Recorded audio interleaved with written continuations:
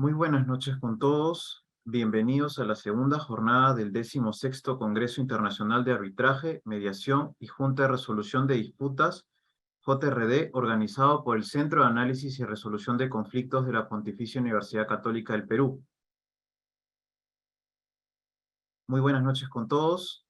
Bienvenidos a la segunda jornada del 16º Congreso Internacional de Arbitraje, Mediación y Junta de Resolución de Disputas, organizado por el Centro de Análisis y Resolución de Conflictos de la PUC.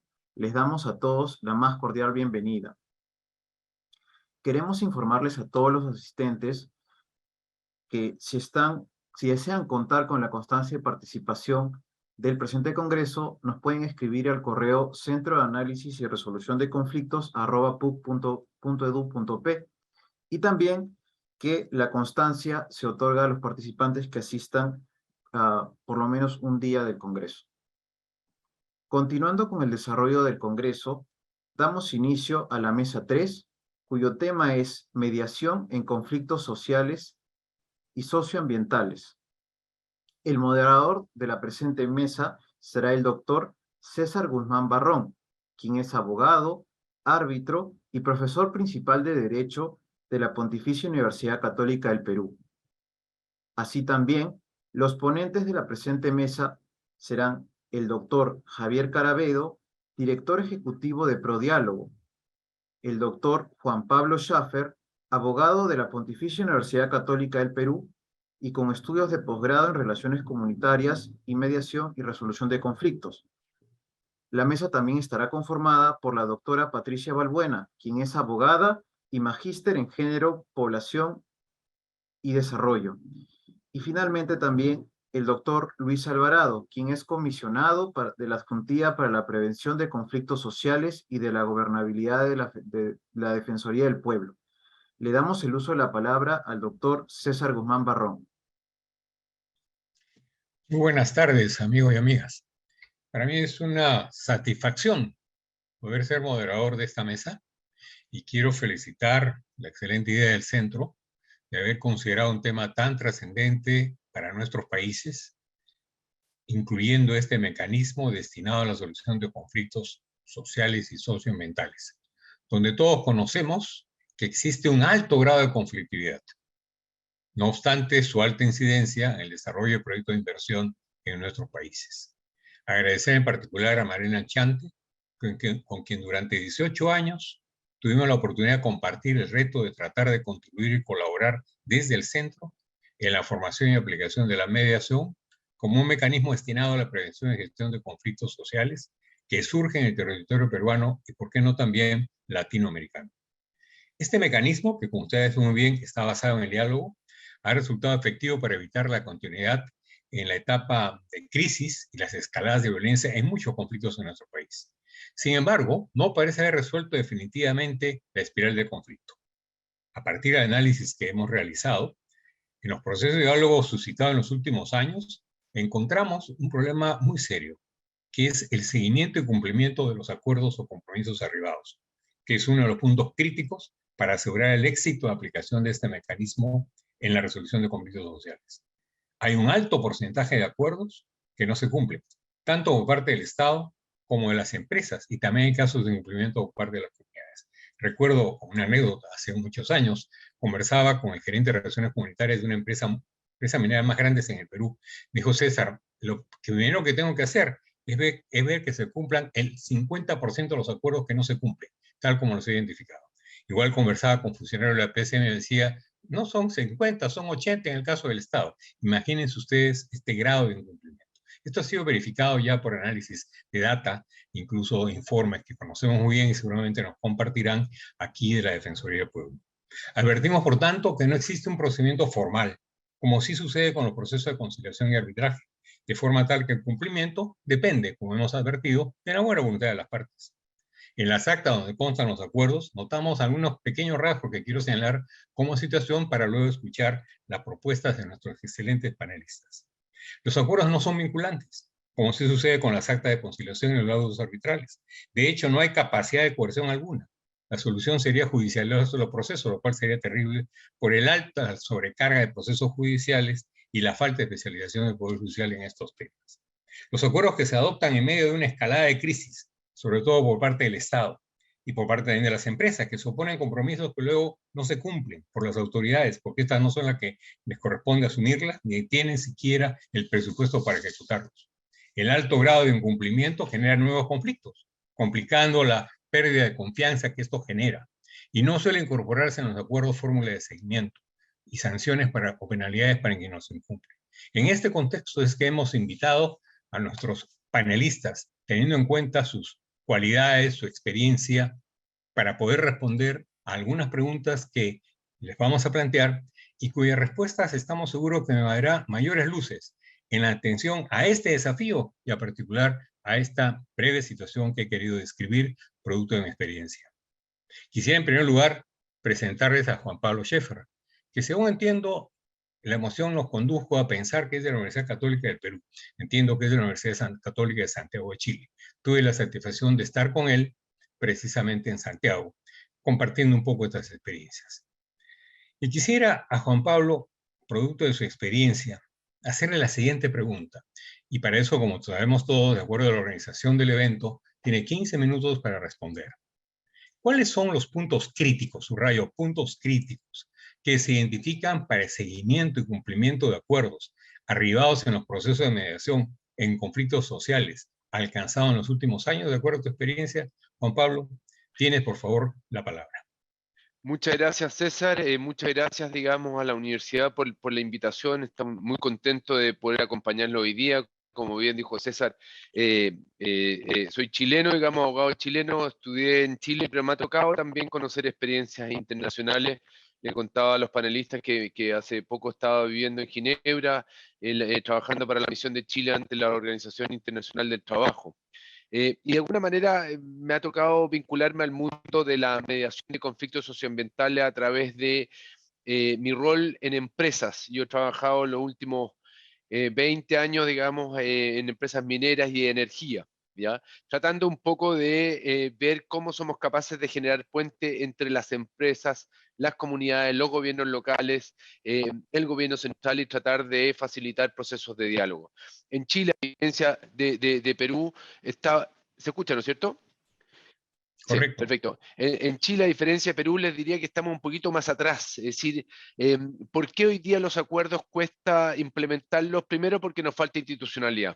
¿Ah? Hemos desarrollado bastante la mediación en familia, en temas laborales, en salud, pero nos falta mucho más en conflictos socioambientales. ¿Por qué? Posiblemente hemos intentado hacerlo en distintas etapas de nuestra vida, lo ha intentado hacer el Estado a través de iniciativas como Valor Minero, pensando en la minería y una institucionalidad pública, una agencia pública, así como la oficina que ustedes tienen, digamos, de diálogo y sostenibilidad, pero no hemos logrado llegar a puerto. Entonces, la mayoría de los casos hoy día de conflictos socioambientales muchas veces o son facilitados o mediados por abogados de las mismas partes o por alguna ONG.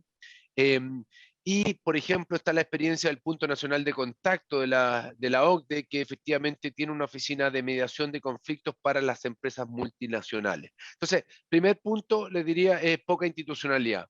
Poca institucionalidad no solamente para la mediación, sino también para asegurarte que los resultados de la mediación realmente se implementen como las partes así lo definieron. Segundo, le diría que poca capacidad de hacer seguimiento, lo decía César recién. Es decir, muchas veces llegamos a acuerdos. A mí me ha tocado mediar conflicto entre una comunidad indígena y una empresa minera.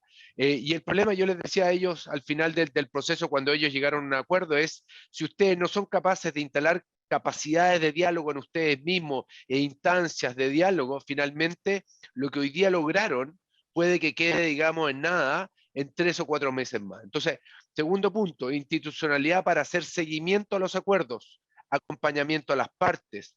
Tercero, capacidad de diálogo en los actores. Yo creo que hoy día, cuando entramos en una etapa de conflicto, obviamente todos nos juntamos, digamos, para resolverlo, pero no aprovechamos los tiempos de paz, aquellos en los cuales nos estamos formando, aquellos que estamos generando vínculos para instalar capacidades de diálogo. Y ahí una de las experiencias que yo he tenido, digamos, en Chile y en otras partes del mundo, cuando uno junta a los líderes de la comunidad, con el gobierno local, con la empresa, y empezamos a dialogar y a ponernos en el lugar del otro y entender desde dónde está mirando cada uno y su cosmovisión, nos permite en los momentos más difíciles tener una capacidad de entendernos, de empatizar y finalmente de buscar una historia común que sea un nosotros.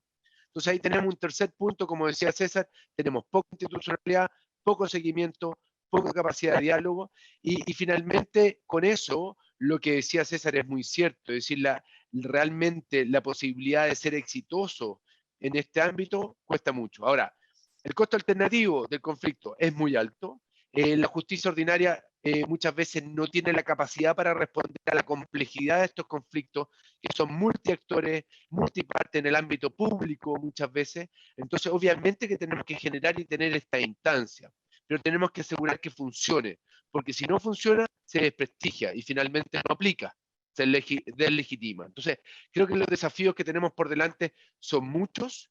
Yo no quiero y sigo pensando que la mediación es un mecanismo para resolver conflictos socioambientales, no con la misma lógica de una mediación comercial entre dos partes, que puede ser bastante más simple entre un mandante y un mandatario.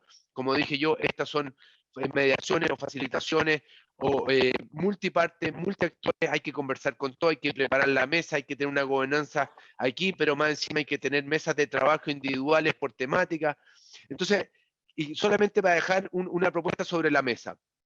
No sé si muchos de ustedes deben de conocer los dispute boards, que son estos mecanismos, digamos, de paneles de expertos que hacen seguimiento al desarrollo de contratos de construcción entre la empresa mandante y la empresa constructora. Yo creo profundamente que puede existir una instancia en la cual creamos unos paneles de acompañamiento, paneles de expertos de acompañamiento comunitario para el desarrollo de proyectos, digamos, de inversión en los territorios mineros, forestales, grandes agroindustria, etcétera, que nos permita que 3 personas, por ejemplo, en un proyecto grande, uno que represente más los intereses de la comunidad, otro que representa los intereses de la empresa y un tercero que pueda ser nombrado por ambos, que acompañen el desarrollo preventivamente, el desarrollo del proyecto principal, más los proyectos comunitarios, para levantar las alertas y recomendaciones a tiempo, de manera que permita que los conflictos no escalen. La mayoría, como todos sabemos, la mayoría de estos conflictos socioambientales se generan por la forma y ni siquiera hemos entrado a discutir por el fondo,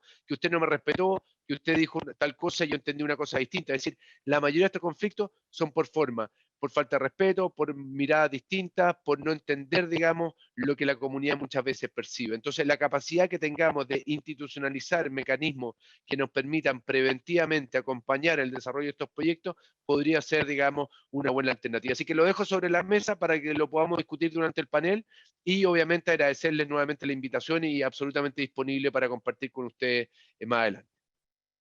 Extraordinario, Juan Pablo. Nos has dejado sobre la mesa una propuesta de una experiencia que precisamente se va a ver en este congreso en la próxima sesión, que es aquí llamamos Junta de Resolución de Disputas y como mencionas a nivel mundial se conoce como Dispute Boards, ¿no?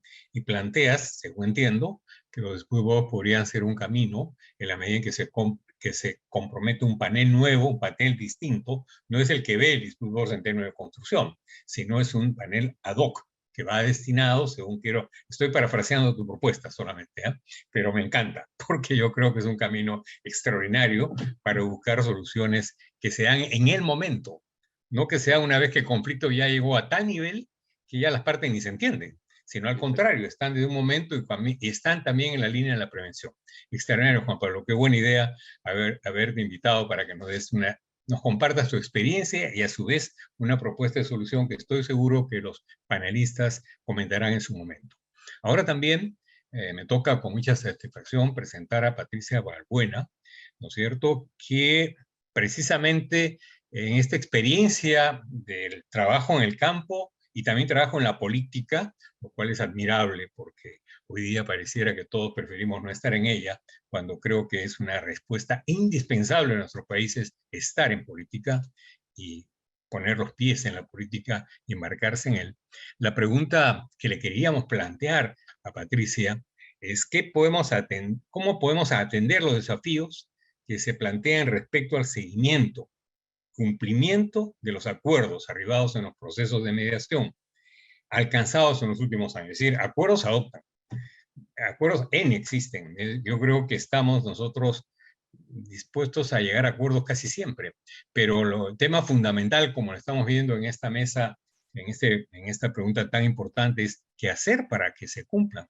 En otras palabras, cómo atender estos desafíos que se plantean respecto al seguimiento y cumplimiento de los acuerdos, que muy bien ha planteado en 4 líneas Juan Pablo hace un momento, relacionado con la institucionalidad, relacionado con la capacidad de diálogo, relacionado con quiénes son los que finalmente median, y relacionados pues, con este costo alternativo que sería pretender a judicializar los procesos.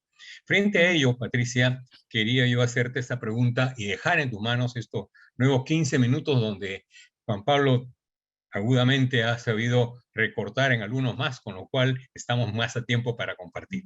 Adelante, por favor, Patricia. Muchas gracias. Muy buenas tardes a todos y todas. Muchísimas gracias por la invitación y además por estar en un panel que siempre nos convoca por los desafíos que nos presenta. Creo que lo que Juan Pablo señala nos marca como varias rutas, ¿no? Pero tomo el tema de la institucionalidad y yo, digamos, desde mi experiencia, más desde el sector público, ¿no? Yo soy funcionaria pública durante muchos años en alta dirección y en varias posiciones y he estado en varios procesos de negociación y en varios procesos, y debe estar mi firma en varias actas también, ¿no? Entonces,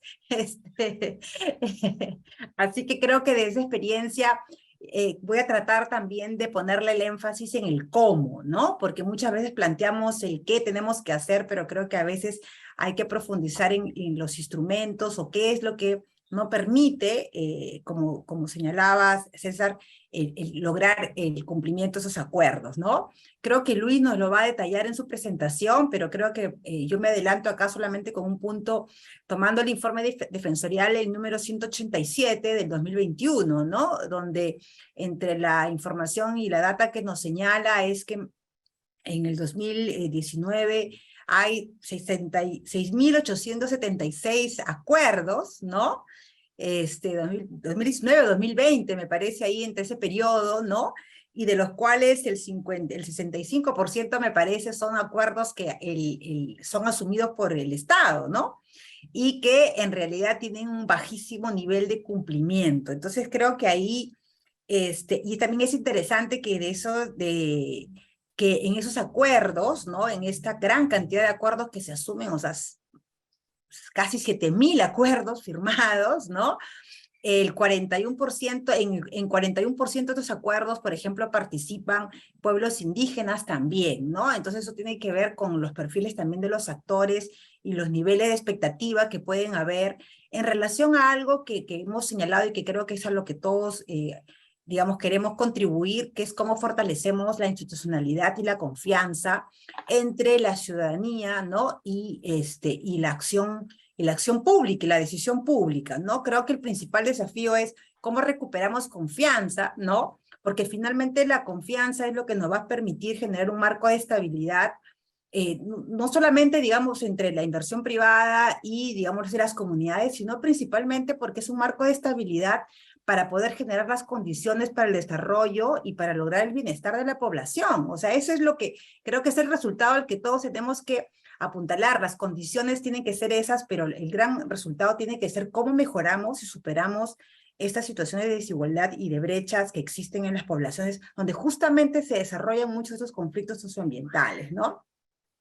Entonces, yo, digamos, creo que ahí, básicamente, y creo que también el informe de la Defensoría lo señala, es el tema de cómo garantizamos el cumplimiento de parte de las obligaciones del Estado en relación a estos acuerdos que se compromete, ¿no? Y cuál es, digamos, la gente espera que el Estado cumpla, ¿no? Y lo segundo que espera es que tenga una capacidad de interlocución con los actores que también se han comprometido a otros acuerdos, que en este caso son principalmente las empresas, pero también de otro lado las comunidades, ¿no? Por ejemplo, cómo las comunidades se comprometen a levantar determinadas medidas de fuerza, y ahí, digamos, es el Estado el que tiene que estar dialogando con las comunidades, o cómo las empresas cumplen, por ejemplo, con flexibilizar, por ejemplo, en algunas circunstancias el tema de los convenios marcos, o determinados acuerdos que han arribado con comunidades, ¿no? Entonces creo que en esta relación también de pensar el cómo, ¿no? Yo me voy a precisar en dos puntos. El primero tiene que ver con el contenido de los acuerdos, y creo que acá hay algunas aristas, ¿no? Que obstaculizan el cumplirlos, ¿no? Lo primero tiene que ver con los acuerdos que van a involucrar un tema de naturaleza presupuestal, es decir, van a comprometer recursos del Estado, ¿no? Y muchas veces eso tiene que ver, digamos, desde de la gestión pública, va a tener con que compromisos que un sector puede señalar por presión de la población, más agua, más colegios, más servicios de salud, más electrificación, etcétera, etcétera. El sector va a comprometerse, va a decir que va a hacerlo, pero en realidad esto no lo tiene en su presupuesto, entonces va a llevar al sector a presentar demandas adicionales, que generalmente tienen poca viabilidad, ¿no? Salvo que haya mucha fuerza y voluntad política para lograrlo. Entonces, el tema de cuánto se carga de responsabilidad, digamos, el sector que asume compromisos vinculado a incrementar presupuesto, ya tiene un problema cuando se suscribe un acuerdo de esa naturaleza, ¿no? Ahí hay un problema de nacimiento, digamos, ¿no? Porque posiblemente no logre conseguir esos recursos adicionales para el nuevo compromiso que está asumiendo. El segundo escenario es, ya tiene el presupuesto para poder cumplir ese acuerdo, pero ahí entran las fallas en la capacidad, digamos, ¿no?, de las entidades, justamente para ejecutar el presupuesto y poder cumplirlo de manera oportuna para garantizar digamos, llegar a tiempo en el cumplimiento del acuerdo, ¿no? Entonces ahí creo que hay un tema de, digamos, de capacidad. O sea, primero es, tengo los recursos, y si no los tengo, posiblemente no los logre tener, porque no son prioridad entre tantas miles de demandas que hay. Segundo, cuando tengo el presupuesto, no tengo capacidad para ejecutarlo, ¿no? Y ahí hay un grave problema. Digamos, el sector público, creo que estamos ahorita como en 40 y tantos % de ejecución presupuestal, o sea, estamos bajísimos de ejecución, digamos, ¿no? Y creo que ahí, y el otro tema es la viabilidad técnica de los acuerdos a los que se arriban, ¿no? Que pueden muchas veces responder a contextos de presión, pero que van a chocar con argumentos técnicos que no van a poder ser resueltos. Por ejemplo, cosas sencillas. Vamos a poner un colegio secundario, porque todas las poblaciones rurales quieren que haya un colegio secundario para que no migren a otra provincia, a otras zonas, ¿no? Es razonable. Pero ahí el Minedu lo que te va a responder es decir, no, para yo poner un colegio secundario, tengo que cumplir con un número de estudiantes que no hay en un centro poblado. Entonces, tú me pides que te ponga colegio secundario, no lo voy a poder hacer, porque tengo una norma técnica que no voy a cambiar. Entonces, ahí también tiene la viabilidad técnica, es la tercera barrera en estos contenidos, ¿no?, de esos acuerdos. Y el segundo punto que me parece también dificulta y que creo que ahí es donde tenemos que también contribuir a ver cómo lo resolvemos, es el peso que tienen las entidades a las cuales les toca garantizar el cumplimiento de estos acuerdos, ¿no? Entonces, ¿a qué me refiero? Que a veces se entiende que el seguimiento, digamos, ¿no?, de parte, por ejemplo, no sé, pues de la Secretaría de Gestión del Diálogo de PCM, es básicamente pedirle un reporte a las entidades públicas de si ha cumplido o no ha cumplido. Entonces las entidades públicas dentro de su propio aparato le va a mandar un oficio, un memorándum a 200 funcionarios que van a ir respondiendo, y finalmente la respuesta va a decir, todo el mundo va a decir que está en proceso, ¿no? En proceso de implementación, en proceso de cumplimiento.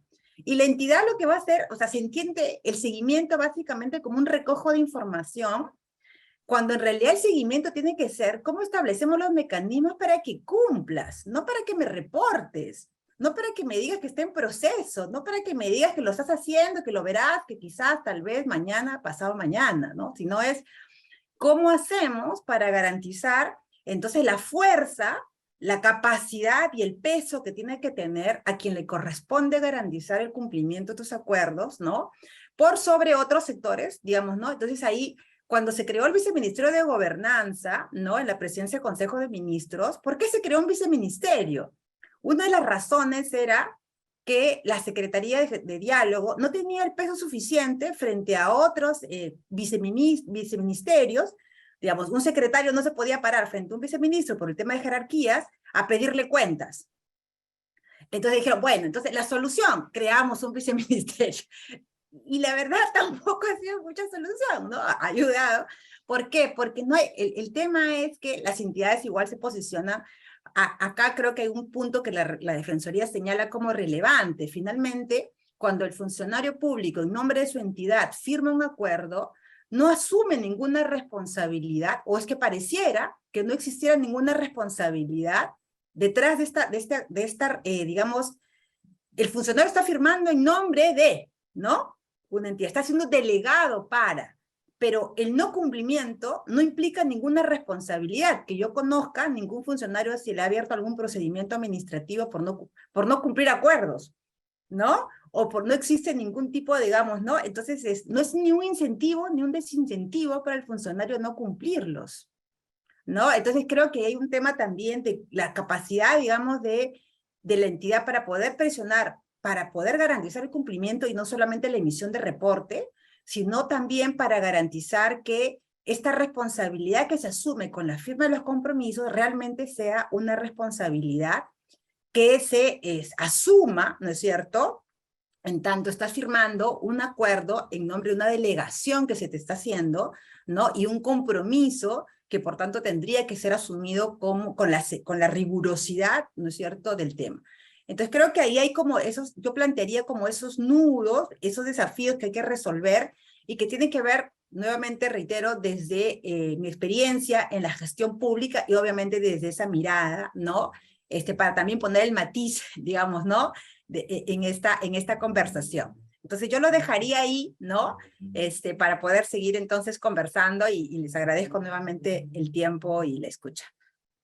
Gracias, Patricia. Nos has compartido lo que muchas veces no sabemos, porque no estamos en el mundo interno de la administración pública, ¿no? Y tu experiencia y tu bonomía nos permite conocer esa experiencia al interior de las entidades. Y somos muy fáciles para criticar, ¿no? Y no sabemos lo que pasa en el mundo de esa realidad. Me ha tocado ser 23 años funcionario público y comprendo lo que señalas, ¿no? Es interesante el tema de los contenidos de los acuerdos, como los has planteado muy bien en términos presupuestales. Nos ha tocado vivir esa experiencia, me demoraría largo contarla, en que inclusive el presidente del gobierno regional nos dijo, ese era el anterior presidente, el acuerdo era de él, yo ahora soy nuevo. Por lo tanto, imagínense ahora que hay tanto cambio de ministro, ese era el anterior ministro, ¿no? Y por tanto, yo soy nuevo, ¿no? Y lo mismo pasa con las comunidades. Yo era antes de ser el presidente de la comunidad. El presidente de la comunidad ya no es él, ahora soy yo y hay que revisar. Y ahí los dejo con una inquietud que una vez lo vivimos en carne propia. Las comunidades cuando llegan a un acuerdo dicen, no, el acuerdo es el inicio de una negociación, porque tenemos una composición distinta de lo que ustedes piensan que es un acuerdo. Entonces todo esto va conduciendo a una dificultad que si no conocemos esa realidad se hace mucho más difícil.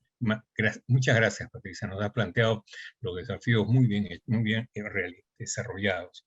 Y ahora le vamos a hacer el turno de Luis Alvarado. Luis Alvarado está en este espacio que durante tanto tiempo hasta llegamos a denominar que era como una suerte de profetas de las calamidades, porque todos los meses nos lanzaba la lista de conflictos que estábamos viviendo, pero es realidad, ¿no?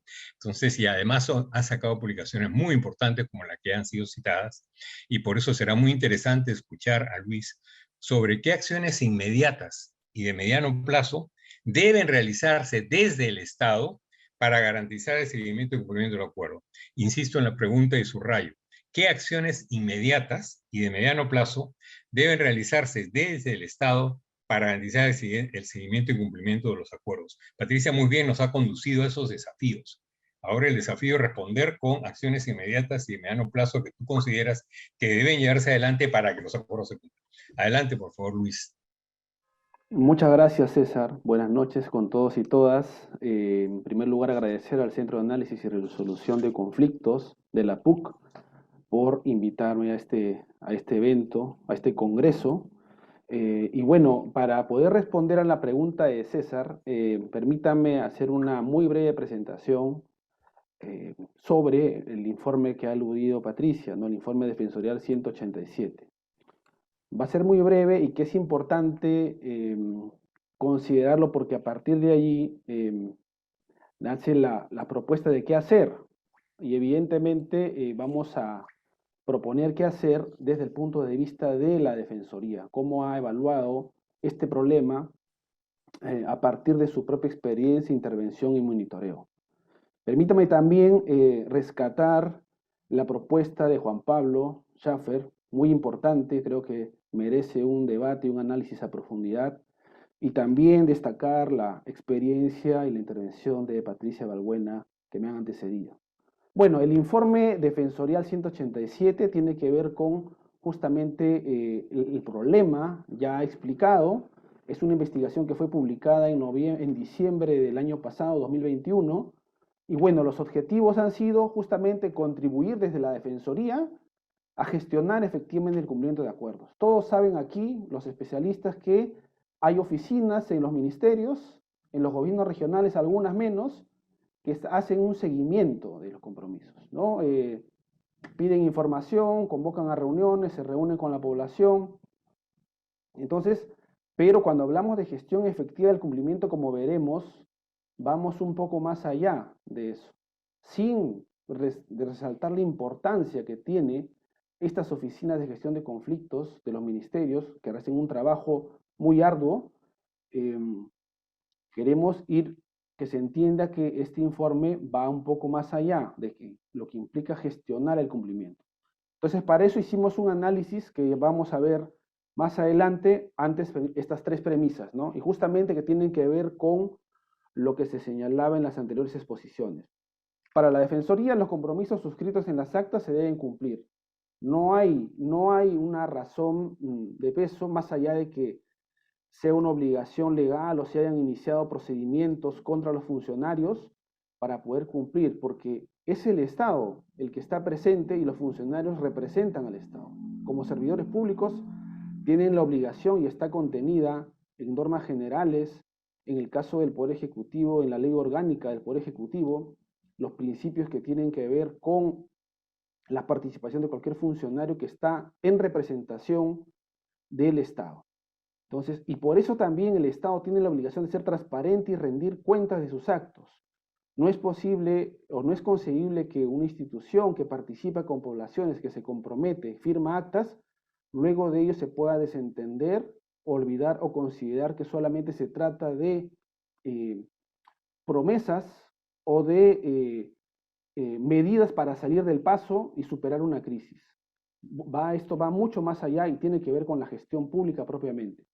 Y el cumplimiento de acuerdos, claro está, es una medida de prevención, como vamos a ver a continuación en los impactos. Porque ¿cuáles son los impactos del incumplimiento? Pues se mantiene como situación percibida por la población como riesgosa o perjudicial. Es decir, no hay ningún cambio concreto en la situación de aquellas personas, aquellas organizaciones, aquellos pueblos indígenas que establecen una demanda, piden una agenda, consumen días en poder tratar una mesa de diálogo, se desplazan hacia esos lugares, los propios funcionarios, para poder llegar a ese acuerdo y no se cumple. ¿Le resta legitimidad al valor al diálogo? Claro que sí, porque si no hay un cumplimiento efectivo, el resultado mismo del proceso de diálogo queda trunco. Es decir, ¿para qué nos sentamos a dialogar? ¿Para qué hacemos ese esfuerzo de agendar, de construir una agenda, de convocar, de tener reuniones, si al final lo que establecemos en un acta no se va a cumplir? Y al final el diálogo como mecanismo está siendo defraudado. Incluso hay algunos especialistas que señalan que deberíamos pasar a otro tipo de enfoque, cuando el diálogo en sí mismo ha resuelto muchos de los conflictos como proceso. El incumplimiento de acuerdos suscritos en actas constituye una de las causas, claro que sí, del retorno al conflicto y eventualmente a la violencia. Y hay evidentemente un incremento de la desconfianza en el Estado. Lo que en las empresas podríamos llamar la reputación, ¿no?, de las empresas. El Estado, el no cumplimiento de acuerdos deslegitima a la autoridad y le resta capacidad para volver o para seguir enfrentando situaciones conflictivas. Ahora bien, en relación al acta, el acta es un documento que expresa la voluntad de las partes para resolver los problemas tratados en el diálogo. En este caso, de acuerdo a nuestra evaluación, las decisiones políticas tomadas en estas actas son actos de gobierno, pero, y acá los abogados o quienes están más allegados a esto podrán entender, deben ser convertidos en actos de administración para garantizar su trazabilidad en los procesos de gestión pública. Y es lo que explicaba Patricia, cómo hacemos cuando se firman, cuál es el camino del acta y cómo se tiene que cumplir. Entonces, las actas representan para los actores sociales compromisos relacionados con su bienestar y evidencian la actuación del Estado y de las empresas. Entonces, este documento que está firmado justamente requiere dotársele de esa obligatoriedad administrativa para poder garantizar su cumplimiento. Sabemos que la ruta y los vericuetos administrativos en el área de asesoría jurídica, en el área de presupuesto, en el área de planificación, puede tener muchos rumbos, pero lo importante acá es qué curso o cómo hacemos para que estas decisiones políticas sean de obligatoriedad para cualquier funcionario y para cualquier dependencia de todas las dependencias que funcionan en los ministerios, en los gobiernos regionales, en las municipalidades. Bueno, para poder hacer esta investigación hemos analizado 774 actas, 4.258 acuerdos en relación a 29 procesos de diálogo que comprenden el periodo 2012-2019, ¿no? Acá algunos hallazgos, por ejemplo, el 55% del proceso de diálogo corresponden a conflictos que desarrollan en el ámbito rural. El 41% de los procesos de diálogo contaron con la participación de pueblos indígenas. Esto es importante, en el 9.7%, o sea, 411 acuerdos, no se identifica al responsable del cumplimiento. Esta situación es muy problemática y tiene que ver con la calidad del diálogo, porque no solamente es importante ir y reunirse, sino cómo se redacta el acta y cómo contribuye a garantizar que al final se pueda cumplir el acuerdo. Y justamente yendo a ello, queríamos señalar en este momento que la mediación que hace el Ejecutivo, el Gobierno regional, en el diálogo, que también le llaman facilitación, al final también existe en el seguimiento de acuerdos. Por ejemplo, un caso donde un acuerdo no se señala quién es el responsable o ya las condiciones para que se cumpla ese acuerdo cambiaron, tiene que haber nuevamente una negociación para redefinir cómo se tiene que cumplir ese acuerdo o qué otra salida se le tiene que dar. Entonces, en la gestión del cumplimiento de acuerdos también es necesaria la facilitación, la mediación del Estado para poder hacer que esos acuerdos que en su momento se firmaron y que ya en este nuevo momento ya no pueden ser cumplidos o tienen que ser modificados por voluntad nuevamente de las partes, tengan que sentarse nuevamente y darle una viabilidad. El 38% de procesos de diálogo fueron formalizados a través de resoluciones, normas de un nivel jerárquico, resolución ministerial o decreto supremo, que contribuyen a establecer grupos de trabajo y formalizar esto, ¿no? Solo el 38% hemos identificado. En el 57.7% no se precisó ningún tipo de plazo para su cumplimiento. Esto también es problemático y evidentemente es fácil señalarlo en este momento. En el proceso mismo de diálogo a veces es complejo, pero lo importante acá sería establecer plazos y áreas responsables de cada cumplimiento de acuerdos, ¿no? Y solo en el 13% se designó a un comité o un órgano colegiado. Incluso ahora se están creando resoluciones que le denominan el grupo de trabajo para el cumplimiento de los compromisos. Entonces ya también se evidencia que estas comisiones o grupos de seguimiento, que en realidad estaban formalizados solo en el acta, designando tanto a los gestores del diálogo como a las organizaciones y en algunos casos a las empresas, no han funcionado del todo, ¿no? Y en realidad no es una modalidad que hayamos identificado como que sea la más usada para procesos que ya han concluido. Bueno, acá hicimos también cuestionarios a secretarías generales de ministerios y a las oficinas de gestión social y diálogo de los ministerios y a los gobiernos regionales. Entonces, en la mayoría de los casos han señalado no contar con un procedimiento para el cumplimiento de acuerdos. Y sí consideran necesario que sea una dependencia de la categoría de la Secretaría General o la Gerencia General Regional la encargada de hacer la gestión del cumplimiento. Vamos a pasar en un siguiente momento a explicar esto, a qué nos referimos. Justamente en esta presentación, ¿no? El seguimiento que ven al medio tiene que ver con el trabajo, como señalaba, complejo, difícil, arduo. Me ha tocado también desarrollarlo porque en su momento estuve como especialista en la Oficina Nacional de Diálogo, que como hemos señalado, nos ha parecido la experiencia más importante dentro de la presidencia en Consejo de Ministros para la gestión de los conflictos. Entonces, este trabajo que hacen los ministerios, que hace la PCM, que hacen algunas oficinas de gobierno regionales, tiene que continuar y debe ser fortalecido. Pero, como también se señalaba en las anteriores exposiciones, no es suficiente para poder cumplir con encargarse o responsabilizarse por el resultado del cumplimiento del acta. Porque una cosa es pedir información, convocar a reuniones, pedir que informen los ministerios, pedir que informe el gobierno regional, y otra cosa es responsabilizarse por el cumplimiento. Y sabemos que las oficinas de gestión social y diálogo no se pueden hacer responsables por las respuestas técnicas estatales que tienen que dar las otras dependencias, los ministerios, las municipalidades, los gobiernos regionales. Entonces ahí hay una diferenciación. Y por eso señalábamos o hacemos esta distinción con la gestión del cumplimiento cuando queremos señalar de que quienes deben hacerse responsables en términos administrativos, de derecho administrativo, tienen que ser las secretarías generales o las gerencias generales regionales, a fin de que todo este vericueto, toda esta trazabilidad que tiene el acta una vez que ingresa a todas las dependencias por las que tiene que pasar, más aún si se trata de proyectos de inversión pública o de otro contenido para poder cumplirse. Porque si no señalamos un responsable claro, es difícil y también del nivel que tenga este funcionario, eso no va a permitir hacer una rendición más clara de cuentas. Y por otro lado, la Defensoría del Pueblo como institución supervisora de cumplimiento de acuerdos, desde su punto de vista también hacer la gestión de cumplimiento. Tiene que ver con la supervisión a que eso se cumpla. Y evidentemente no tiene que ver con ninguno de los roles anteriores porque la Defensoría del Pueblo se ubica en el diseño institucional como un órgano supervisor. Por la experiencia, por los años de intervención y monitoreo en los conflictos, consideramos que podemos desarrollar este trabajo para contribuir a que el Estado, el gobierno pueda realizar una adecuada gestión del cumplimiento y continuar fortaleciendo el seguimiento de los compromisos.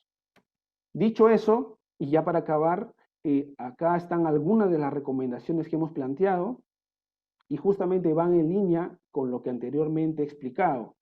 A la presidencia del Consejo de Ministros pedimos la aprobación de un decreto supremo que justamente permita formalizar el curso del acta dentro de los procesos de la gestión pública, ¿no? Y señalando que cada ministerio deberá designar como responsable del cumplimiento de acuerdos a la máxima autoridad administrativa del sector, podría ser la Secretaría General u otra dependencia ubicada en la alta dirección. A los gobiernos regionales de modo similar, y en cuanto a la transparencia y rendición de cuentas al Ministerio de Energía y Minas, hacer una publicación periódica de los reportes en la página web del cumplimiento de los compromisos asumidos por las empresas del sector, porque el Ministerio de Energía y Minas, la Oficina General de Gestión Social, tiene esta competencia de seguimiento que es muy importante, porque a veces no se pone en evidencia los avances o las buenas prácticas que tienen algunas empresas, y que son varias que hemos podido identificar de cómo cumplen sus acuerdos. Y evidentemente también del otro lado hay algunas empresas que pueden no cumplir y por eso es necesario mayor transparencia en este caso para generar en la opinión pública, ya que los conflictos sociales son de interés nacional, o quien no conoce de esto en los medios de comunicación. Es muy importante generar información, transparencia que permita ver los avances y ver qué trabajo se está realizando. Y finalmente la Defensoría del Pueblo misma ha señalado, ha pedido al Ministerio de Economía que se le asignen los recursos presupuestarios para hacerse cargo de esta financiación. Y bueno, debemos señalar que hasta el momento la presidencia del Consejo de Ministros no ha respondido a la Defensoría del Pueblo en relación al contenido del informe. Y con esto termino. Quiero señalar que los informes de la Defensoría no son para solamente que salga publicado, son documentos para el cambio, para generar cambio. Entonces, las instituciones públicas están en la obligación de contestar si acogen o no acogen la recomendación. Si la acogen, deben señalar en qué medida la acogen. Si no la acogen, tienen que señalar en qué medida y por qué razones no acogen la recomendación de la Defensoría del Pueblo. Eso está en una ley orgánica que tiene obligatorio cumplimiento para todas las instituciones públicas que son objeto de recomendación de la Defensoría del Pueblo. Entonces, básicamente, estas serían las recomendaciones en lo inmediato para poder trabajar este tema tan importante, ya pensando en la gestión de la conflictividad como un sistema, ¿no? No solamente como hechos aislados. Muchas gracias.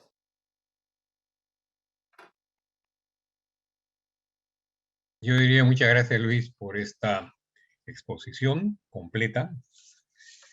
Siempre cuando hemos leído este informe de la Defensoría, nos quedamos con una pregunta que ahí la dejo, ¿no? Aquí estamos hablando de cómo ir adelante en cumplimiento de los compromisos asumidos por parte del Estado. Y la pregunta era dirigida a ello, ¿no? Es decir, a mediano plazo, ¿qué debe realizarse desde el Estado para garantizar el seguimiento y cumplimiento? Pero también conocemos un grado alto de incumplimiento por parte de las empresas y por parte de los compromisos de las comunidades. La pregunta que yo dejaría para luego, porque de gracias estamos yendo con el tiempo muy bien, es cómo hacemos en el caso del incumplimiento de las empresas y cómo hacemos en el grado de incumplimiento de las comunidades, ¿verdad? Porque las propuestas están muy bien hechas, incluso siempre un Congreso ha tenido antiguamente el objetivo de llegar a conclusiones y acuerdos y alcanzárselos a las autoridades o entidades respectivas. A veces, a mí nos hemos tomado la costumbre, no es el caso nuestro, y sí, digo nuestro porque siempre me siento parte del centro, que termine un diálogo, ¿no? Conversa, comentario y ahí terminó. Pero no hay, como en este caso, recomendaciones, propuestas como los boards planteados por Juan Pablo o Patricia también, cuando nos habla del cómo, y ahora estas recomendaciones que podrían, aunadas, convertirse en un excelente documento de propuesta para el gobierno y para las empresas y, por qué no, las comunidades, de una organización independiente, como es la Universidad Católica, que hace este tipo de invitación para tratar este tema y escuchar más aún otras propuestas adicionales, como estoy seguro las que nos va a plantear Javier Caravedo de ProDiálogo, ¿no? Donde viene este otro tema. Se habló de la institucionalidad, ¿verdad? Pero aquí las preguntas van más bien a los actores sociales, ¿verdad?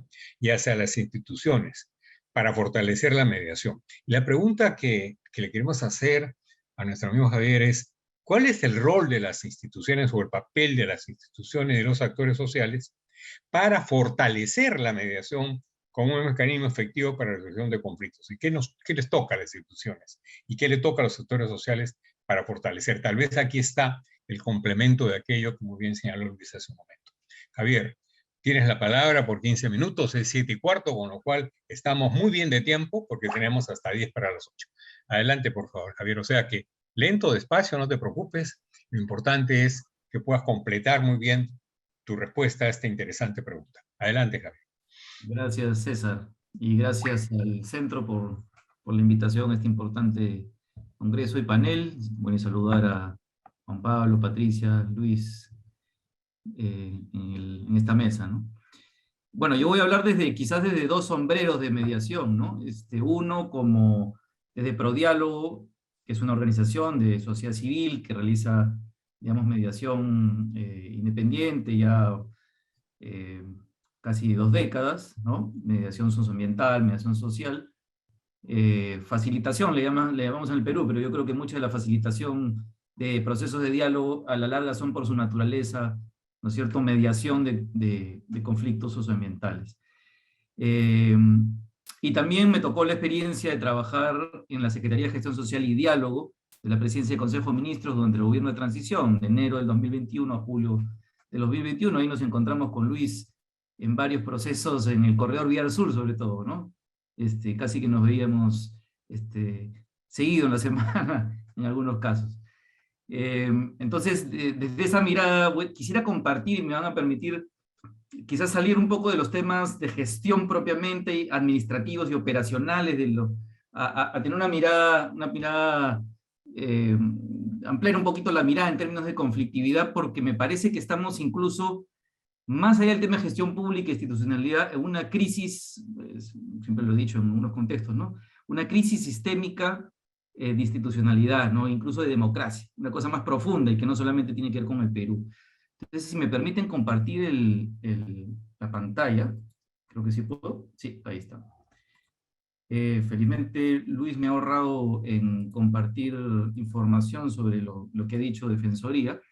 Pero primero quisiera situarnos un poco, como decía, mirar un poco para atrás, en el panorama de cómo se ha desarrollado la conflictividad social y socioambiental en el país. O sea, estamos en las 2 primeras décadas del siglo XXI y digamos, hemos entrado en una suerte de nuevo escenario de conflictividad marcado por la, bueno, crisis sanitaria, ¿no? La pandemia parece que ha sido hace muchos años, pero recién tenemos 2 años y medio, ¿no es cierto? Y ha causado muchos impactos.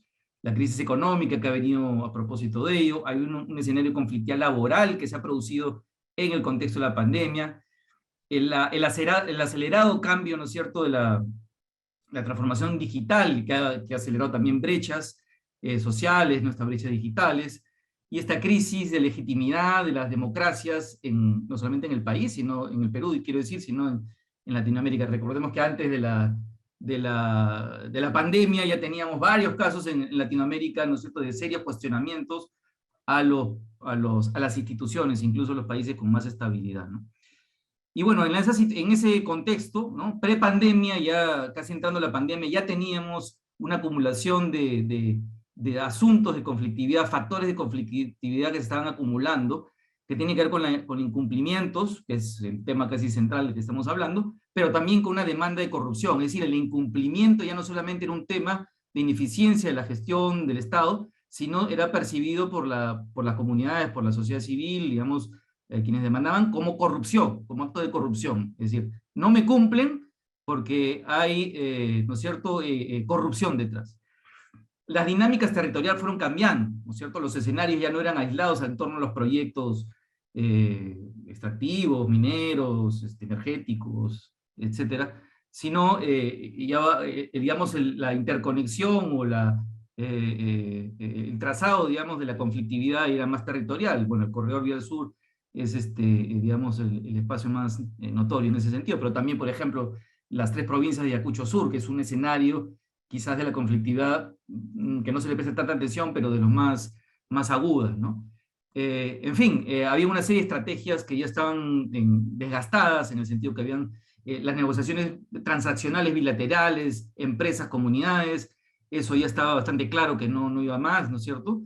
Los estados de emergencia, recurrir como estrategia de gestión, entre comillas, de conflictos, también habían agotado su capacidad, digamos, de actuación, y el surgimiento de estos nuevos actores, ¿no?, como llaman la política, los brokers, ¿no es cierto?, ante la falta de estructuras políticas y sociales, porque la crisis de representatividad ha atravesado todo el país, no solamente en la política, aparecían estos actores para buscar, digamos, canalizar descontentos, pero no con miradas de desarrollo, sino con miradas más de corto plazo, ¿no?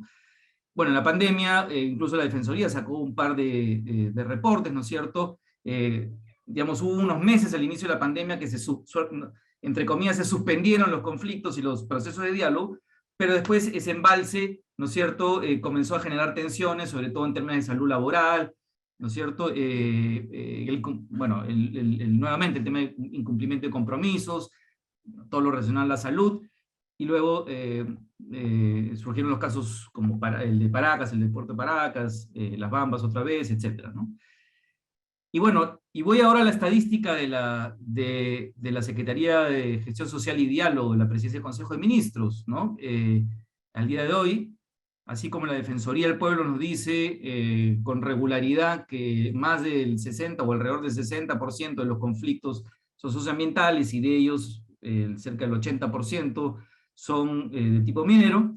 En el caso de la Secretaría de Gestión Social y Diálogo, hay que recordar que no necesariamente observa todos los conflictos sociales que existen en el país, sino los conflictos sociales que tienen 4 características, digamos. Tienen capacidad o tienen el riesgo de impactar en la gobernabilidad, en la gobernanza territorial, en el sentido de la capacidad de planificación, gestión del territorio, ¿no es cierto?, hacia el desarrollo de manera multiactor, en la vulneración de derechos fundamentales y también en el orden público, ¿no? y ahí hay una clasificación de los niveles de riesgo. Pero si vemos el último reporte semestral de la Secretaría, indica que hay 101 casos, y la mayoría de ellos están en la unidad territorial suroeste, que básicamente es el corredor Vía Sur, ¿no es cierto?, las provincias de Apurímac y Cusco vinculadas al corredor. Y de ellas, el 55% son mineros, ¿no? Entonces, ahí hay, digamos, una coincidencia con la información de la Defensoría. Yo creo que no, digamos, los roles son distintos y la medición es, yo no creo que el debate, si la medición de la Secretaría o de la Defensoría, cuál es, digamos, más ajustado a la realidad, creo que son funciones distintas, entonces no creo que sea tan importante detenerme ahí. Lo importante, creo, es sí que hay esa coincidencia de la prevalencia, digamos, de la conflictiva en ese sector. Ahora, en este periodo, digamos, post-pandemia, hay ciertas dinámicas que se ven que son, relativamente nuevas, en el sentido de que, o en todo caso, se han agudizado o enfatizado, digamos, ¿no?, ciertas dinámicas. Primero, que hay escenarios de conflictividad que tienen que ver con disputas privadas, es decir, entre comunidades y empresas, ¿no? Y que tienen que ver con la compra-venta de terrenos. Se piden las comunidades, digamos, que en su momento vendieron terrenos a proyectos extractivos, ¿no es cierto?, que no fueron puestas al valor justo, y entonces piden renegociar esas condiciones, independientemente de si los argumentos, digamos, o el cuestionamiento, la discusión en torno a esos argumentos, pero el hecho concreto es que hay esos cuestionamientos. Luego, comunidades que buscan ser parte del área de influencia que antes no eran consideradas, incluso la renegociación de convenios marcos, ¿no es cierto?, en términos de beneficios, en términos de empleo. Ahora lo de Espinal vuelve, por ejemplo, a ponerse en la agenda pública, y el cumplimiento de compromisos nuevamente. Pero también hay otro tipo de disputas que tienen más que ver con recursos públicos, y es decir, las comunidades y los gobiernos locales enfrentan al gobierno nacional, ¿no es cierto?, en torno a la actividad extractiva, ¿no es cierto?, de proyectos mineros sobre todo, y sobre el impacto de la actividad petrolera, que tiene que ver con la consulta previa, la participación, la fiscalización ambiental, la reparación de daños ambientales, también la provisión de servicios públicos y la gestión de los recursos públicos, ¿no?, en términos de la elaboración de proyectos, la ejecución y financiación. Y también el cambio normativo, la distritalización, por ejemplo, era un tipo de conflicto recurrente en el Perú, porque sabemos donde hay recursos, donde hay un proyecto extractivo, donde hay recursos, genera rentas, luego existen los incentivos para que determinadas localidades busquen, ¿no?, participar de esas rentas, y por lo tanto la demanda de distritalización, ¿no? El tema de cabecera de cuencas, en fin. Bueno, hay algunos elementos, no voy a detenerme en todos, pero algunos elementos que creo que son importantes resaltar, ¿no es cierto?, en los nuevos factores, o en todo caso, que es, por ejemplo, uno es el entrelazamiento, digamos, de dinámicas que son formales, informales y las ilegales, ¿no es cierto? La presencia, por ejemplo, de actividad minera artesanal, informal, digamos, en entornos o en concesiones de proyectos de concesiones formales, etcétera, eso es una dinámica que está incrementándose, ¿no? Esta presencia de asesores, que son, como decía, estos brokers o free riders políticos, también es un factor recurrente, ¿no? La fragmentación y la polarización que se ha dado incluso a partir de las elecciones, ¿no es cierto?, la fragmentación que eso ha significado, también son factores importantes a considerar, ¿no? Y han aparecido nuevas demandas que tienen que ver con nuevos actores, como esta Federación, por ejemplo, de Comunidades Mineras, ¿no? El pedido de canon comunal, incluso el pedido de participar en el accionariado de las empresas, ¿no es cierto?, de los proyectos, ya no solamente participar de los beneficios como proveedores locales o en el empleo, sino participar de la... y otro factor importante, que quizás retomando el hilo de lo que planteaba Juan Pablo y Patricia y Luis, yo diría que hay un acelerado proceso de desinstitucionalización de la gestión de los conflictos sociales. Es decir, cuando nos tocó participar en la Secretaría, pudimos buscar acelerar una serie de procesos, por ejemplo, el cambio del ROF de la PCM, para generar una subsecretaría específica que se encargara del seguimiento y gestión de los compromisos. Hay un sistema, señor Pronsace, una plataforma tecnológica que se está desarrollando y que debería salir, no pasar a fin de año, para que el acceso a la información pública sea posible. Incluso este protocolo de intervención del poder para la gestión de conflictos de todas las instancias del Estado, tanto el Ejecutivo como las regiones, incluso tomando en cuenta las recomendaciones de la Defensoría del Pueblo, la participación significativa de las mujeres en los procesos, porque creo que parte del cumplimiento también de los compromisos tiene que ver con una mayor participación significativa de las mujeres en estos procesos, ¿no es cierto? No solamente, digamos, los liderazgos tradicionales o masculinos que se dan en estos procesos. Y también hay un protocolo en julio de seguimiento, de monitoreo y seguimiento de los compromisos, ¿no es cierto? Que va monitoreando y siguiendo los compromisos en estos procesos. Una data significativa, creo, que es importante. Hay, en estos 10 años, ¿no es cierto?, 5.857 compromisos son los que ha registrado la Secretaría de Gestión Social y Diálogo, de los cuales aún quedan abiertos el 45%. 26% de esos compromisos son proyectos de inversión pública, y la mayoría de esos están concentrados en el corredor vial sur. 74% son de actividad. Actividad tiene que ver con lo que la Defensoría llama compromisos procedimentales en gran medida, ¿no? O lo que también llaman compromisos parciales. Es decir, son actividades que deberían llevar en todo caso a niveles de compromiso sobre proyectos de inversión o soluciones de fondo del conflicto, ¿no? Aquí está la data también, por ejemplo, de los compromisos según compromisos abiertos y cerrados. Como ven, la cantidad de compromisos en el corredor vial sur, ¿no es cierto?, que permanecen abiertos, es notorio el contraste respecto de las otras unidades territoriales. Y esto en relación con función de actividad. También, si ven el corredor vial sur, la mayoría de los compromisos que están abiertos son compromisos que tienen que ver con proyectos de inversión. Bueno, ¿y quiénes son los que no han cerrado aún los compromisos, ¿no es cierto? El gobierno nacional es responsable del 60% de estos compromisos, ¿no? Las empresas son responsables del 15%, cerca del 16%, y si ven aquí el contraste también es bastante fuerte, ¿no es cierto?, en términos del número de compromisos abiertos y cerrados, el gobierno nacional respecto de otros actores del gobierno. Y dentro del gobierno nacional tenemos al MIDAGRI, ¿no?, que ahora está también en el centro de la discusión pública, y el Ministerio de Vivienda y Construcción y Saneamiento, ¿no? Evidentemente el tema de caminos, el tema de saneamiento es una demanda muy fuerte en todo el país, y hay compromisos de alto presupuesto, ¿no es cierto? Y la PCM, en la medida que su rol es el de articular, ¿no es cierto?, a nivel intersectorial, intergubernamental, tiene muchos compromisos en términos de actividades. Eso también es un desafío, porque sabemos que la PCM no es un supraministerio, ¿no es cierto?, sino es un ministerio de coordinación y no tiene poder coercitivo, si bien tiene mayor peso político, pero no tiene un poder coercitivo, administrativo sobre los sectores, ¿no? Entonces, dicho eso, ¿cuál es digamos, la propuesta en todo caso? Primero, yo creo que hay que hay que cambiar el enfoque. Pasar de tener un enfoque, como dice Ledrak, ¿no es cierto?, en el epicentro, ¿no es cierto?, del conflicto ser gestionado, que generalmente en realidad son negociaciones de crisis, más ni siquiera facilitación de procesos, ¿no es cierto?, de conflictos en escalamiento temprano o preventivos.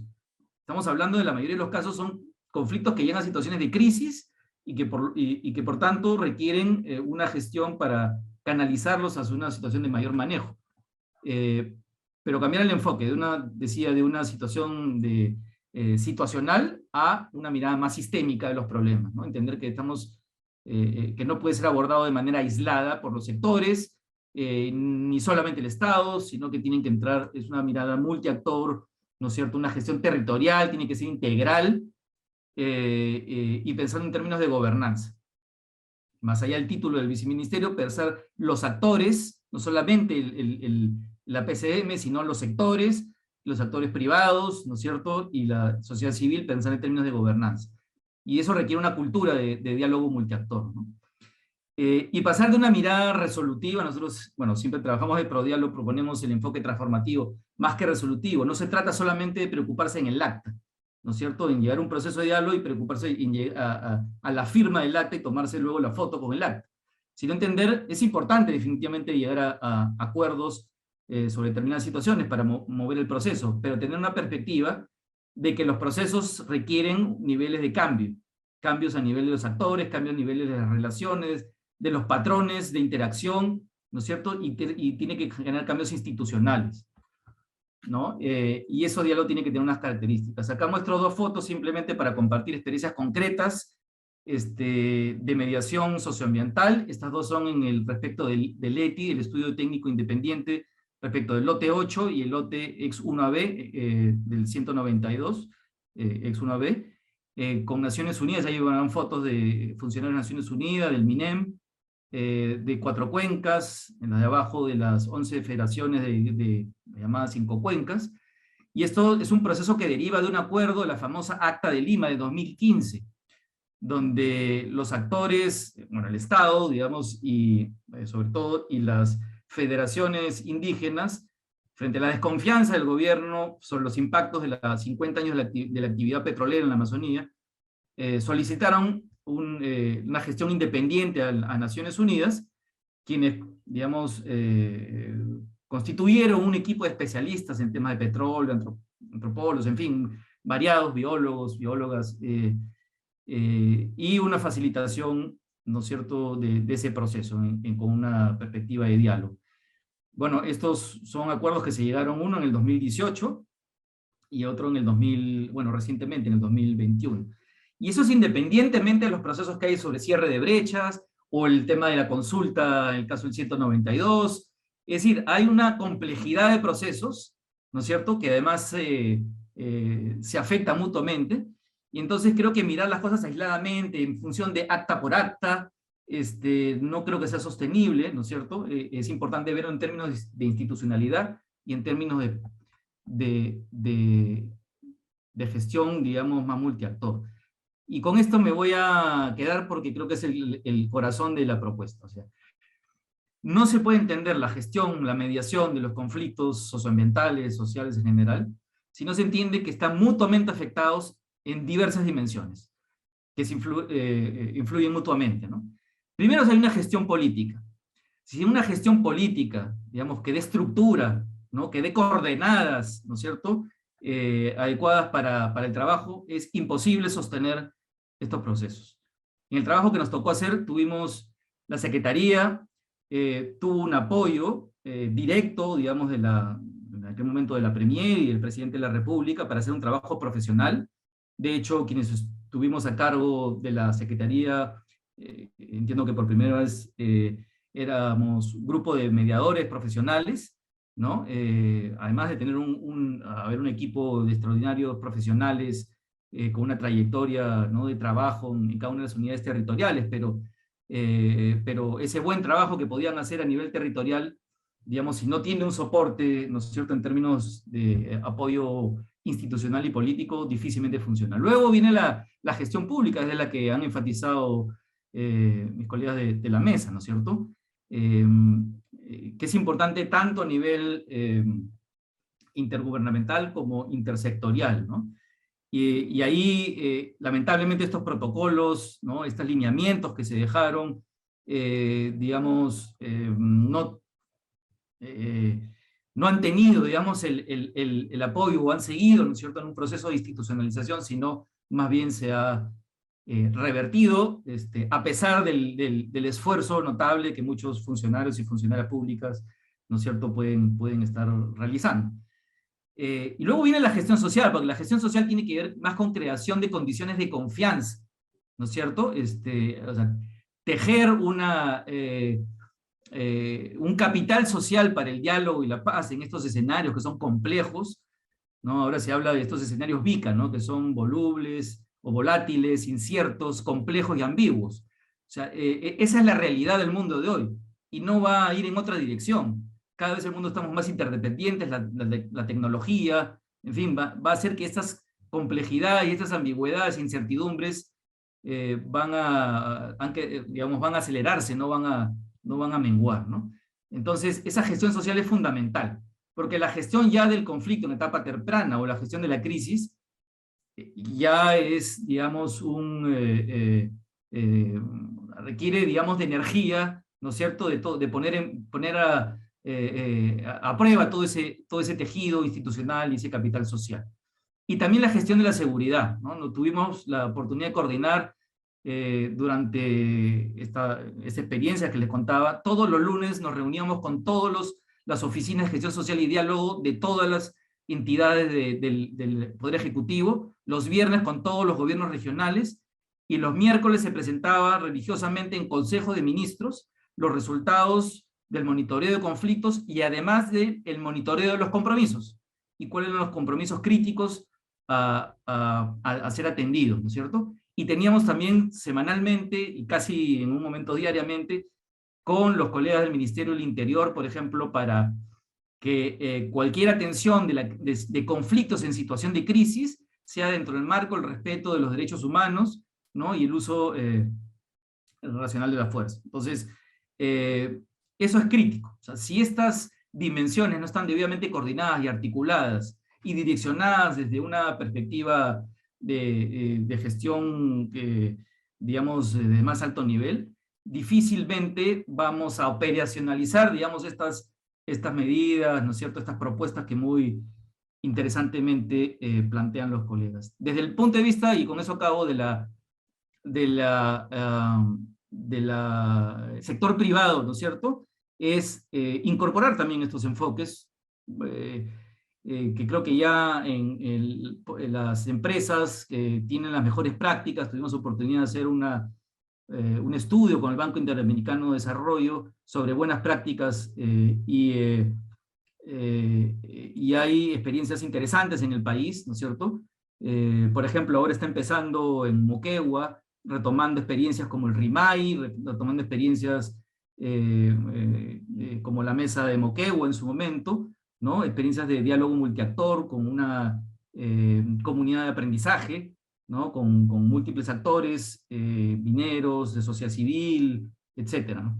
Entonces, hay experiencias, y creo que, por ejemplo, el Plan Nacional de Acción de Empresas y Derechos Humanos, que tiene unos pocos meses, o un año creo que va a cumplir, si no me equivoco, es una oportunidad también para que las empresas incorporen, ¿no es cierto?, herramientas de debida diligencia en sus procesos, y preocuparse por trabajar en la integración de una visión de gestión social en todos los procesos de la propia empresa, porque ya no digamos, no se puede esperar poder controlar los factores externos, ¿no es cierto?, del escenario social, sino es cómo la empresa se adecúa para responder a ese entorno, procurando ser un factor contributivo de la gobernanza territorial. Bueno, ahí lo dejo y esperando haber aportado ideas interesantes. Gracias. Gracias, Javier. Bueno, hemos tenido una amplia exposición de Javier, ha durado 25 minutos, pero dejábamos que esto pasara porque el tiempo lo permitió. Sin embargo, las demás participantes no han tenido esta oportunidad. Cuando yo llevo audiencias, siempre me piden que sea al mismo tiempo, pero bueno, como había un tiempo, lo hemos dejado andar, ¿no? Porque también tenemos ahí un planteamiento que va hacia una mirada más amplia del tema, como les decía, sistémica, donde habla de la transformación de conflictos como el camino que él lo planteaba ya desde 2009, ¿no es cierto?, procurando esta transformación en el plano personal, relacional, estructural, cultural, etcétera, donde creo que lo que nos propone, detrás de él subyace la mediación como el camino, ¿no?, que era el tema que queríamos tratar en particular, y sobre todo cómo esta propuesta que él ha vivido y experimentado en la PCM puede ser un camino para que finalmente no solo sea el monitoreo y cumplimiento de los compromisos, sino la forma en que los compromisos se adoptan sean realmente cumplidos por las partes, ¿no? Bien, entonces, miren, tenemos 7 minutos para una vuelta alrededor nuestro. ¿no? Habíamos conversado por Juan Pablo, que nos hacía el planteamiento del DAP como seguimiento a los procesos de diálogo, de negociación, y él esperaba también una opinión formada por nosotros a su propuesta puntual y específica, ¿no? Que pudiera estar en este camino de solución. He interesado ver las preguntas y respuestas para ver si podíamos de alguna manera encaminar. Son demasiado puntuales, diría yo, ¿no? En un caso, Lisbeth Baca, Wilca, nos dice que lamentablemente mi gobierno regional remite consultas al ministerio para resolver conflictos y no tenemos respuesta, ¿no? Es decir, hay este grado de descoordinación que existe en el país, que parece que somos pequeños países, ¿no? El gobierno central, el gobierno local, el gobierno regional, que genera, no sé si alguien quiere comentar sobre el particular, y Alfredo Ruibal, que nos dice que la mayoría de los conflictos es por el uso de territorio, para obras de infraestructura, para el desarrollo nacional. Pero los posesionarios que no tienen título de propiedad, tema muy fuerte en nuestro país, quieren una compensación económica que excede las tasaciones de CONATA. Son dos temas vinculados digamos, a problemas, digamos, puntuales que pudieran ser de alguna manera no atendidos por ustedes. Yo intentaría, ¿cierto?, insistir en el tema central de cómo podemos desarrollar desde el Estado, desde las instituciones privadas, desde las instituciones de las comunidades, en el grado o en el cumplimiento de los acuerdos, cómo se deben adoptar estos acuerdos, qué debemos hacer para que realmente, finalmente, cumplan con este camino. Nos ha señalado, Luis Alvarado nos ha señalado recomendaciones en función inclusive de un decreto supremo, de una norma, y sin embargo nos decía Patricia, o no sé si era Juan Pablo, las normas no son suficientes, ¿verdad? No es el camino porque después finalmente se incumple con facilidad. Entonces quisiera retomar el tema central planteado por esta mesa, que nos conduce a esta situación que planteaba al inicio, es decir, los acuerdos no son vinculantes, ¿no? ¿Cómo puedo yo, comunero, exigirle al gobierno que cumpla, ¿no?, de su buena voluntad? ¿Cómo puedo yo, comunero, exigir al empresario que cumpla si los acuerdos son actas de buena voluntad y la voluntad de las partes hace que se cumplan? No existe ningún grado de norma, regulación, procedimiento. No es lo mismo que un laudo, no es lo mismo que acta de conciliación, no es lo mismo que una sentencia del Poder Judicial. Son suficientes lo que nos señalaba nuestro amigo Luis Alvarado en su presentación, esta tarea que el gobierno tiene por ser gobierno para que los acuerdos se cumplan. ¿Quién podría, por favor, complementar sus presentaciones a esta interrogante que personalmente me queda todavía en el tintero? A ver, César, te quisiera, bueno, primero agradecer. Yo creo que hay harta data, digamos, que permite entender un poco el dónde estamos y los desafíos que tenemos. Yo quiero ir un poquito más atrás, es decir, yo no creo que en los conflictos socioambientales hay otro mejor mecanismo que la facilitación, mediación, conciliación que la justicia ordinaria. Es decir, yo he llegado a la convicción a través de la experiencia no solamente en nuestros países, también en Australia, que ha desarrollado mucho, digamos, la mediación socioambiental, de que no hay otro mecanismo mejor, porque obviamente el hecho de ir a la justicia ordinaria significa 3 instancias, 5 años, y eso obviamente la justicia es tardía y finalmente nadie gana.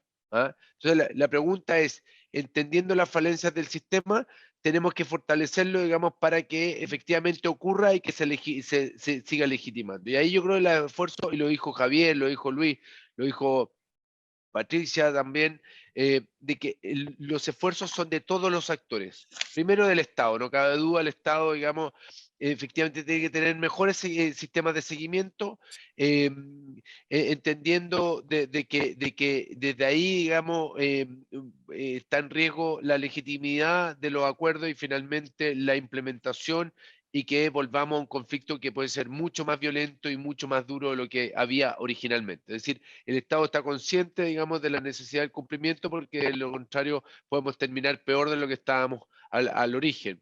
Yo creo que las empresas, y ahí también lo decía Javier, han tenido aprendizaje a través de la fuerza, ya sea por experiencias negativas, por crisis o por convicción, pero creo que están avanzando. Y ahí todo lo que dijo Javier de derechos humanos y empresa, todos los principios rectores y la vía de diligencia que están implementando, creo que falta muchísimo, pero yo creo que hay un compromiso que también las empresas tienen que cumplir su compromiso. Las comunidades, también tenemos que fortalecer a las comunidades, tenemos que tener buenos líderes sociales.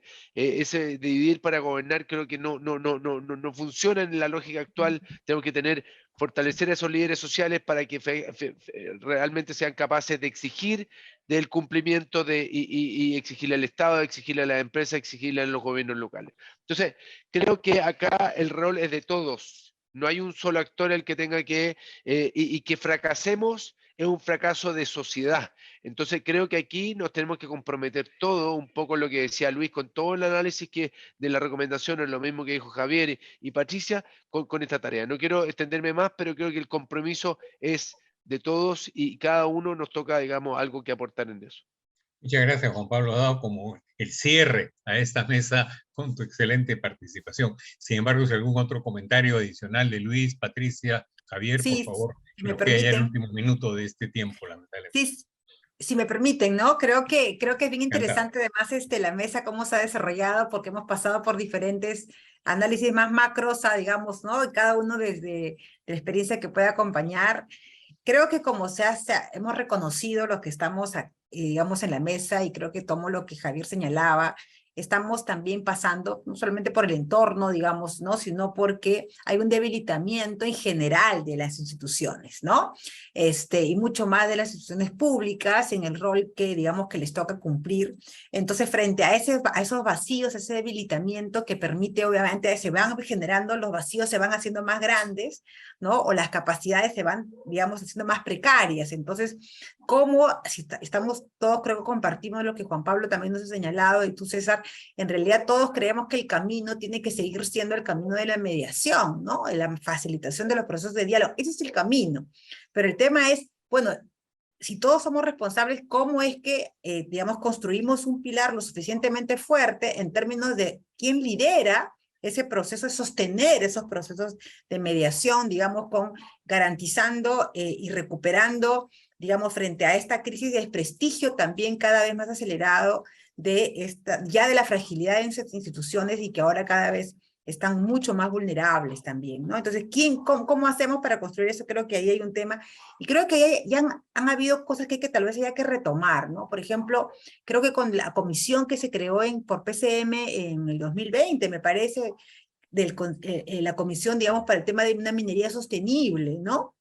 Hubieron varias propuestas muy interesantes. Una de ellas, por ejemplo, era cómo los acuerdos entre empresas y comunidades adquirían el carácter, para ser vinculante justamente, adquirían el carácter de acuerdo, digamos, equivaler a los acuerdos como consultas previas, ¿no? Entonces, eso le generaría el carácter vinculante que la consulta les podría dar a estos acuerdos, y estos son los acuerdos que tendrían que pasar, digamos, ya tendrían otro tipo de naturaleza, pero, digamos, no respaldados por la norma. Entonces me parecería una propuesta súper interesante. Hay oportunidades también que creo que nos están pasando desapercibidas, ¿no? O, por ejemplo, ¿no? El Ministerio de Energía y Minas está tratando, digamos, no sé con cuánta fuerza, por nuevamente discutir la política nacional minera, ¿no? Al 2030. Entonces también es una buena oportunidad para abrir un espacio dentro de esa política nacional. Y también se está haciendo en estos momentos un proceso de diálogo sobre la política nacional de pueblos indígenas, ¿no? Entonces tienes dos políticas que están pasando como por bajo el radar, ¿no? Y que creo que tal vez son buenas oportunidades para mirarlas, retomando todas estas iniciativas que en algún momento se han planteado y que podrían ser interesantes. Y finalmente cierro, yo agregaría al tema de la mediación. Creo que hay un tema que creo que Javier lo señalaba, y creo que además yo lo he citado, Javier, en un par de textos también, ¿no? Entonces, ¿qué tiene que ver con esta dimensión cultural o una dimensión intercultural también? Si hay un 41% de pueblos indígenas participando en los acuerdos, ¿no? Porque, digamos, entonces significa que también tenemos que mirar el tema de la dimensión cultural de los territorios y las poblaciones, para que este diálogo también tenga ese peso, y tal vez también ahí mirar, digamos, eso podría generar, digamos, creo que una nuevas formas o otros elementos para contribuir, ¿no? En esto que estamos buscando. Eso, muchas gracias. Gracias, Patricia. No sé si Luis o Javier algo final, porque ya estamos sobre la hora, ¿no? Quizás Si algo no, muy puntual, ¿no? Que es, hablando de la Comisión para el Desarrollo Minero y el RIMAI, ¿no? La experiencia RIMAI, el RIMAI nacional, digamos, la experiencia nacional, se ha llevado a nivel regional solamente a Moquegua. Moquegua tiene un... Cajamarca, creo que han y retomado. está empezando Cajamarca. Cajamarca Cajamarca. está en una etapa de impulso, digamos, ¿no es cierto? Pero, claro, otra vez la incertidumbre las elecciones, ¿no? Para autoridades locales y regionales también, hay que ver cómo continúa, pero ese tipo de experiencias creo que profundizarlas, porque abona en la gobernanza. Gracias, Javier. Disculpe que te corta, pero el tiempo nos ganó. Luis, una palabra final. Sí, bueno, efectivamente creo que es un asunto que da para mucho más. Lamentablemente el tiempo es corto. Sí quería volver a señalar que de todas maneras, esta preocupación que señala César de si se cumple o no las actas, tiene que estar garantizada con una norma, ¿no? Lamentablemente vivimos dentro del mundo jurídico y es una manera de, en la administración pública, lamentablemente, todo se basa en normas, ¿no? Entonces, si no le damos o formalizamos el curso del acta, una vez que está firmada y que ya en realidad no depende de la voluntad de los que han mediado necesariamente, no vamos a ver un cambio. A partir de allí se puede generar más cambio y ya hay prácticas, ¿no? Incluso para proyectos de inversión han salido en el 2015, 2014 normas que declaraban o que habilitaban el presupuesto, que le declaraban voluntariamente de los ministerios que se iban a ejecutar esos proyectos. En el caso de las empresas, hay acuerdos que al final se formalizan en un acta de transacción extrajudicial o en convenios marco o convenios de cooperación interinstitucional con municipalidades que se firman todos los años y las comunidades conocen bien ese asunto. Entonces, digamos que no estamos en cero, pero creo que el desafío va sobre todo del lado del Estado, ¿no? Que es el principal incumplidor, por todas las dinámicas que ya Javier muy bien ha reseñado, Patricia y Juan Pablo también ha comprendido al explicar. Entonces, lo dejo ahí y Gracias, muchas Luis. gracias. Muchísimas gracias a Luis, a Javier, a Juan Pablo, a Patricia, a Marlene por habernos convocado.